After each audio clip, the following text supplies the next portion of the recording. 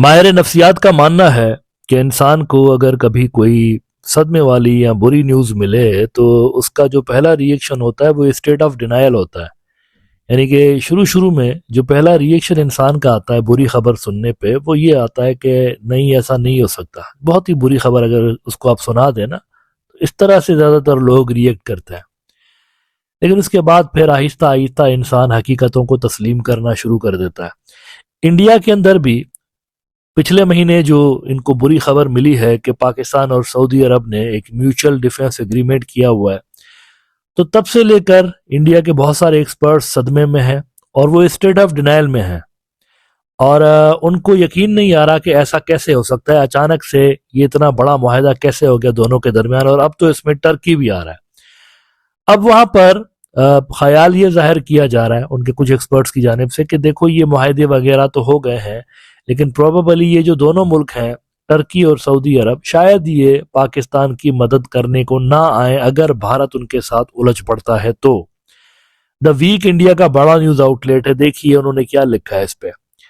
Will Pakistan get help from Turkey Saudi in case of war with Taliban और India, all eyes on defence pact. अगर Taliban से लड़ते हैं या India से या दोनों से, चले इन्होंने दोनों नहीं लिखा, मैं आपको बता देता हूं दोनों फ्रंट से एक साथ खुल सकते हैं। फर्ज करें दोनों पाकिस्तान पे अटैक करते हैं, जिसके लिए DGISPR पाकिस्तान ने कहा हुआ है कि तुम दोनों साथ में मिलके आ जाओ, तुम दोनों का शौक पूरा कर देते हैं। मजा ना आए तो पैसा वापस, ये उनका एक मशहूर जुमला है ना, मजा ना आए तो पैसा वापस, पाकिस्तान की फौज के तर्जुमान ने कहा था। तो फर्ज करें दोनों अगर मिलके पाकिस्तान पे हमला करते हैं तो क्या होगा। कहते हैं it is unlikely that the deal will include mandatory military assistance from Ankara and Riyadh if Islamabad gets involved in a conflict with India और अफगानिस्तान। ये अनलाइकली है, वो कहता है स्टेट ऑफ डिनायल।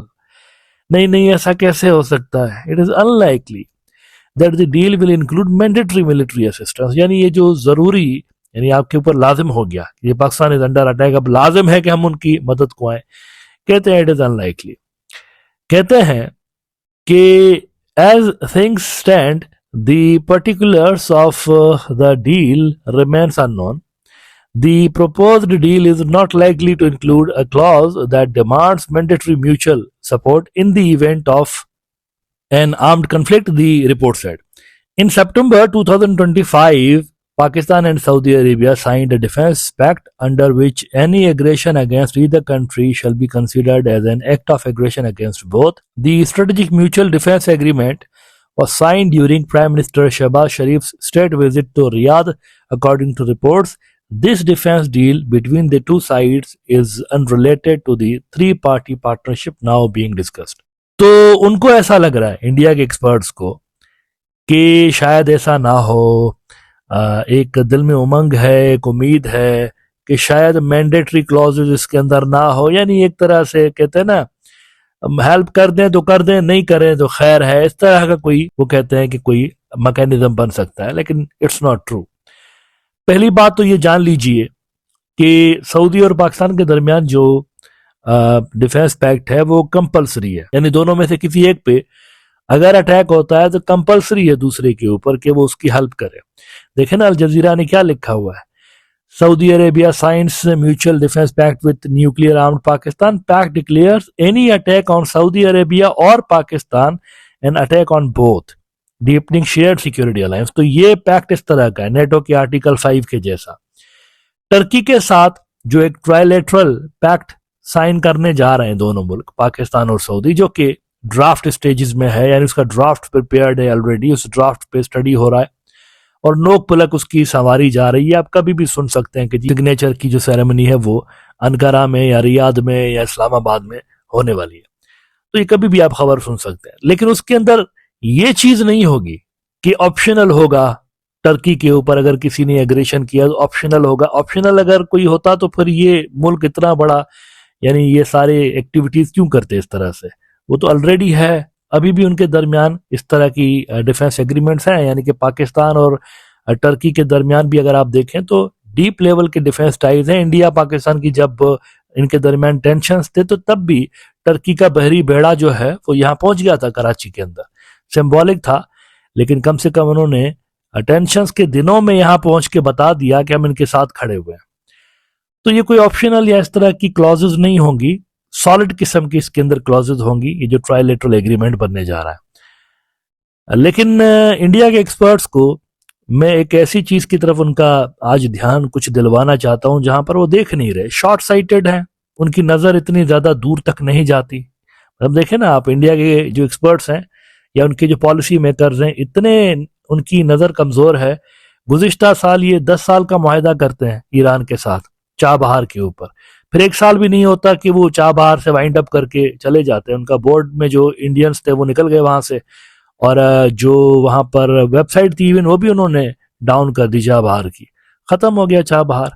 तो साल पहले 10 साल का मुआहदा करते हैं, दूसरे साल निकल जाते हैं वहां पर, इतने ज्यादा ये शॉर्ट साइटेड है। तो इनको जरा थोड़ा दिखा देते हैं, कुछ ऐसे पहलू हैं कि जिसकी तरफ इंडियंस जो है, इंडिया के पॉलिसी मेकर्स, उनका ध्यान नहीं जा रहा। लेकिन यहाँ पर मैं उनको दिखाना चाहता हूं कि अगर वो पाकिस्तान के ऊपर एग्रेशन करते हैं तो सिर्फ इन 3 मुल्कों के साथ उनकी लड़ाई नहीं होगी, यानी पाकिस्तान, सऊदी और टर्की। फर्ज करें ये पैक्ट अगर हो भी जाता है, अगर नहीं भी होता तो भी ये तीनों मुल्क तो होंगे ही। यानी अभी हाल ही में आपने देखा टर्की तो था ना, इंडिया के मिलिट्री के जो ऑफिशियल्स हैं उन्होंने प्रेस कॉन्फ्रेंस के दौरान कहा कि टर्की था बिल्कुल पाकिस्तान के साथ खड़ा हुआ इस सारे कन्फ्लिक्ट में। तो सिर्फ ये 3 नहीं होंगे, इसके अलावा भी बहुत सारे ऐसे मुल्क हैं जो कि डायरेक्टली, अगर फुल फ्लैज वॉर होती है, डायरेक्टली इंडिया को फेंटा लगाएंगे। अब जरा गिनते जाइए लिस्ट में कौन कौन से हैं। 3 तो ये हो गए ना, पाकिस्तान, सऊदी अरब और टर्की। चौथा इसमें आप ऐड कर लें आजरबाईजान, उसको आप भूल जाते हैं बार बार, क्योंकि आजरबाईजान के स्ट्रॉन्ग डिफेंस टाइज हैं ना सिर्फ पाकिस्तान के साथ बल्कि टर्की के साथ। तो क्या ख्याल है आपका कि अगर टर्की और पाकिस्तान दोनों एक कन्फ्लिक्ट में इन्वॉल्व हो गए इंडिया के साथ, अगर वो लड़ रहे हो, तो आपके ख्याल में ये जो आजरबाईजान वाले हैं चुप करके बैठे हुए होंगे? सवाल ही पैदा नहीं होता। इनकी तरफ से मिलिट्री असिस्टेंस आ रही होगी। ये देखिए जरा अनादुल एजेंसी, 27 जुलाई 2025, Turkey Azerbaijan sign deal for strengthening mutual military security, defence deal signed by Turkish Azerbaijan ministers. इनके दरमियान माहदे हैं भाई, सिक्योरिटी के माहदे इन दोनों के दरमियान। तो ये मुल्क चौथा आ गया। 5वां आप जानते हैं, ड्रैगन जो ऊपर बैठा हुआ है।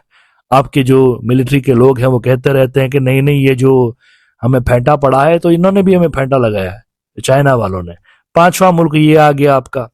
इसमें 6ठा मुल्क भी है, उसका नाम है इजिप्ट, अरब दुनिया की सबसे बेहतरीन मिलिट्री, वो भी इसमें आएगा।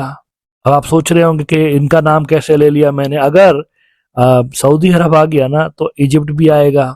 सऊदी किसी कॉन्फ्लिक्ट में पड़ेगा तो सऊदी अकेला नहीं पड़ेगा। सऊदी के पावर का शायद अंदाजा नहीं है बहुत सारे लोगों को। सऊदी बहुत बड़ी मिलिट्री पावर है, ये अकेला नहीं आएगा, इसमें इजिप्ट भी आएगा और इनके साथ जो दीगर इनके इत्तेहादी हैं सऊदीज के। अगर सऊदी किसी वॉर में होंगे ना तो इनके इत्तेहादी भी उस वॉर का हिस्सा बनेंगे। और उसमें जो नोटेबल, सिर्फ एक कंट्री सिर्फ आपको बता रहा हूं, दैट इज इजिप्ट, अरब दुनिया की सबसे खूंखार मिलिट्री। और इसके अलावा एक और मुल्क अफ्रीका का, वो भी इसके अंदर आ सकता है, क्योंकि सऊदी अरब का उसके साथ हाल ही में पैक्ट होने वाला है कुछ ही दिनों के अंदर। उस मुल्क का नाम है सोमालिया, और उसका जो रिसेंटली डिफेंस का मिनिस्टर है 1-2 रोज पहले पाकिस्तान से होके गया। ये तमाम चीजें पैरेलल में चल रही है। तो सोमालिया भी हो सकता है, बिकॉज वो मिलिट्री पैक्ट में सऊदी अरब के साथ इजिप्ट और सऊदी और सोमालिया तीनों पैक्ट का हिस्सा बनने जा रहे हैं। बिजनेस इनसाइडर अफ्रीका की तरह खबर देखिए, Saudi Arabia to forge military pact with Egypt and Somalia amid UAE rivalry.